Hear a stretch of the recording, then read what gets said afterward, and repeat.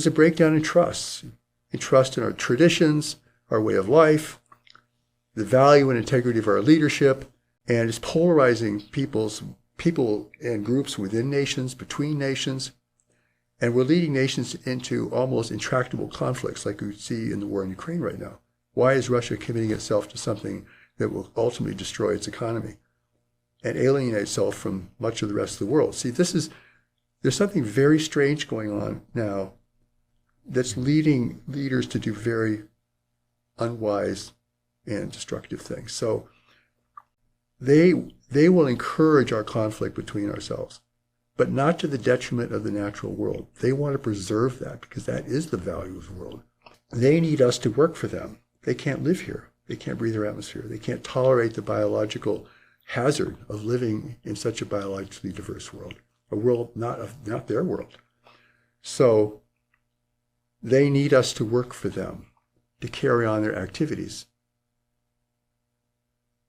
It's manipulation.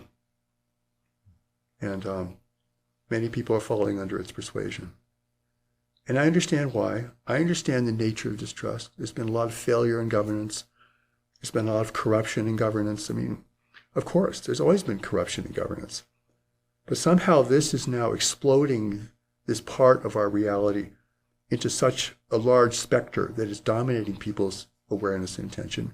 It sets up a dynamic that's going on behind the scenes, and we're in the dark, obsessed with ourselves personally, obsessed with our ideas, obsessed with our conflicts, obsessed with world conflicts, declining economic situation, declining resource situation, very big things. Perfect time for intervention to come to begin to work its process of disillusion in the world. Divide and conquer. They can do this without firing a shot. They have this mental skill to do this, and we become more vulnerable to this as we become more depressed, more anxious, more angry, more frustrated. So this is their window of opportunity. However we may view each other, we are one race in one world, and there's no one else like us out there, really like us. So that should be food for thought right there. If we don't bond together, we're going to lose this world. And we're going to lose it by forces that we barely even recognize. We think an intervening force is a grand armada of ships are going to come and just destroy the place. No, it's not how things work in the universe.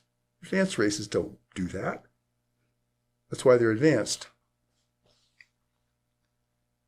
The power of persuasion. And we're in a very vulnerable place right now, culturally, economically, environmentally. People are very nervous. People are looking for answers. People are distressed. I mean, you can see it in the face of people everywhere you go. I mean, it's palpable. So we're bringing the lesson of life into a larger arena.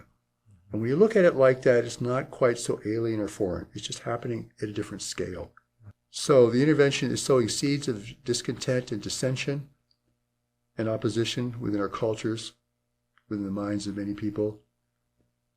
It's trying to convince people it and nothing else will save us from our dilemmas, and that it has the key to our spiritual fulfillment and to our future success.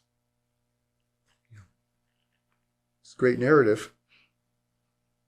They're not doing anything to demonstrate that, but that's what people want to hear. So this is a wake-up call, and it's not an easy one, and I respect anybody who can even begin to walk around this. I'm not asking you to believe everything I'm saying, but I am asking you, no matter what your viewpoint is on the subject, even if you have a viewpoint, to walk around this and consider the things I'm saying today. If we don't get this right, we're going to fail.